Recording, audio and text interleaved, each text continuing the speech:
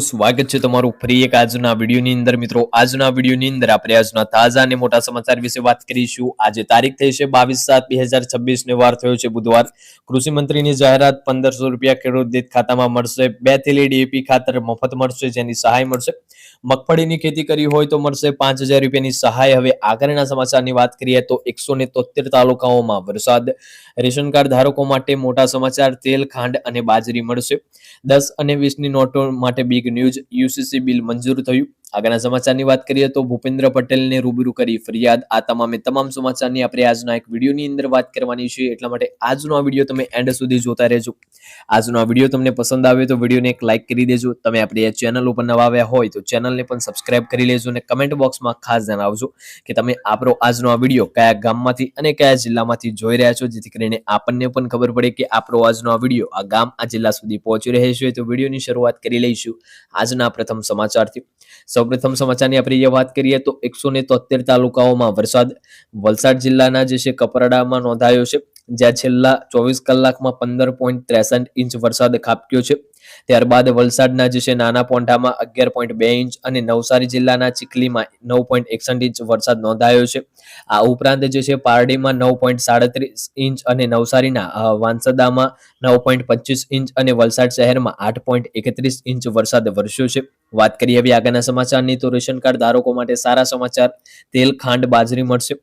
રાજ્ય સરકારે ration card ધારકોને આગામી રક્ષાબંધન અને જન્માષ્ટમીના તહેવારો નિમિત્તે વધારાની ખાંડ અને તેલનું વિતરણ કરવાનો નિર્ણય લીધો છે, જેમાં કાર્ડ દીઠ જે છે 1 લીટર સિંગ તેલ 100 રૂપિયાના રાહત દરે વિતરણ કરવામાં આવશે।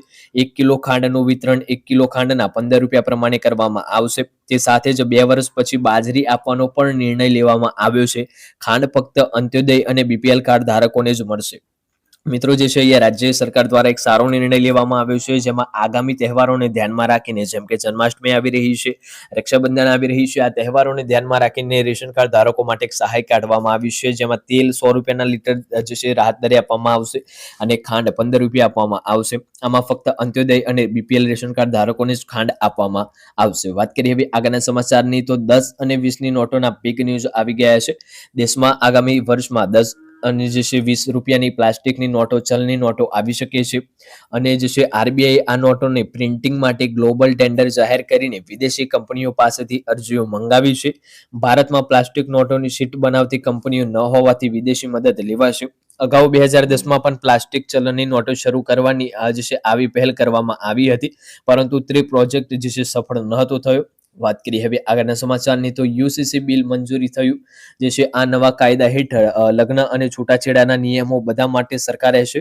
જે છે બળજબરીથી લગ્ન કે એકથી વધુ લગ્ન કરવા પર 7 વર્ષની આકરી સજા થશે અને જે છે લીવ ઇન રિલેશનશિપનું રજીસ્ટ્રેશન પણ ફરજિયાત બનાવવામાં આવ્યું છે। બીજી તરફ જે છે વિપક્ષ જે છે કોંગ્રેસે આ બિલનો સખત વિરોધ નોંધાવ્યો છે। કોંગ્રેસના નેતા અમિત ચાવડાએ આ બિલને માત્ર જે છે ચૂંટણીલક્ષી રાજકીય એજન્ડા ગણાવીને તેને જે છે ફરીથી વિચારણા માટે પરવર સમિતિને સોંપવાની માંગ કરી છે। વાત કરીએ હવે આગળના સમાચારની તો ભૂપેન્દ્ર પટેલની રૂબરૂ ફરિયાદ। ગુજરાતના મુખ્યમંત્રી શ્રી ભૂપેન્દ્ર પટેલ સમક્ષ નાગરિકોના પ્રશ્નો અને ફરિયાદોના સીધા જે છે નિવારણ માટે આગામી 23 જુલાઈ 2026 ગુરુવારના રોજ રાજ્યના સ્વાગત કાર્યક્રમનું આયોજન કરવામાં આવ્યું છે।